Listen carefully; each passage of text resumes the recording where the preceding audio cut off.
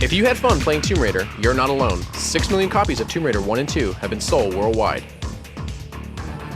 We've come to the place that brought Lara Croft to life, Core Design in Derby, England. We're taking you inside to find out how it happened and what's next.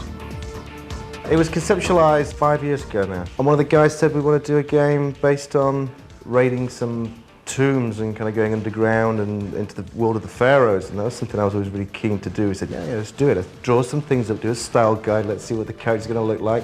And of course he came back and it was a male character. For 2 months Lara was male. And then we went down and saw it on screen and Lara transformed into a female.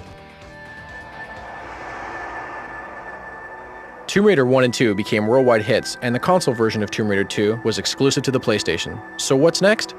There will be a movie.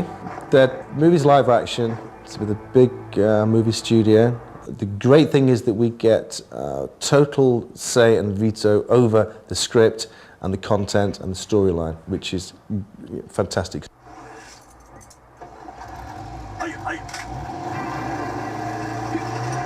Lara herself will have another game out for Christmas '98.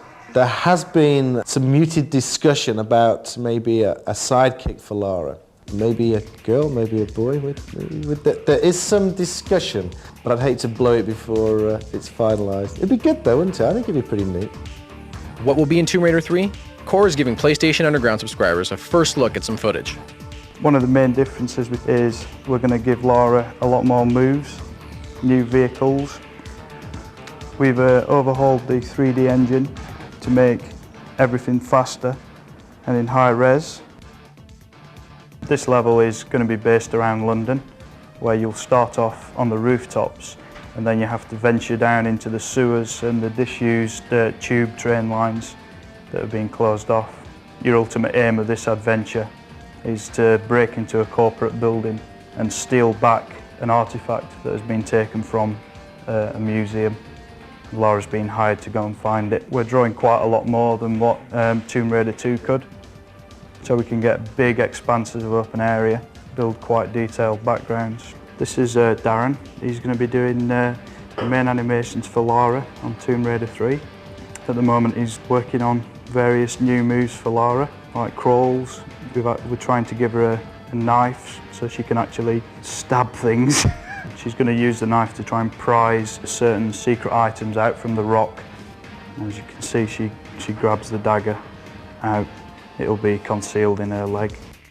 Tomb Raider 3 is being built with some interesting custom tools. Here are 2 of them. This is the animation editor. It allows us to do all the characters in the game. And here you can see a wireframe form. In the first game, she was made up of around about 350 polygons.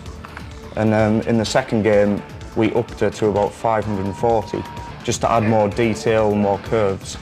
Actually select and draw small tiles, small textures, and we pick them up and place them on all the polygons to build up Lara's look. A second tool creates game levels. Here we're watching level designer Heather Gibson build a room with a series of mouse clicks. And then if you look along this side of the editor, I've got a selection of textures that I can use on this map. We can then go on to apply the textures to these areas.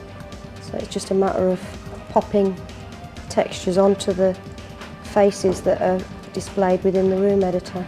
We can apply a light to the room, change the ambience of that room, change the range and the strength of the light to get that nice moody atmosphere that we've got on most of the levels. And I can actually have a look at this room now if I go into preview and fly around and see how it looks. And also we can trigger all the baddies within this system. So that means that when we place our dogs or cult members within this particular map, I can say that I wanted that dog to attack Lara at a specific point. So I can select the dog and trigger it so that when Lara crosses this trigger point here, the dog becomes activated. It allows the player to run across the trigger and run back into a different area of the map and have the sense that something different's happening, because the baddies are still coming through, but they might come through it from a different area. So it always gives you the feeling that they're actually quite clever, that they're working out how to get to you. As we left, team member Peter Barnard revealed one last thing. Did you ever wonder what Lara looked like without her clothes on? Bet you wish you hadn't bothered.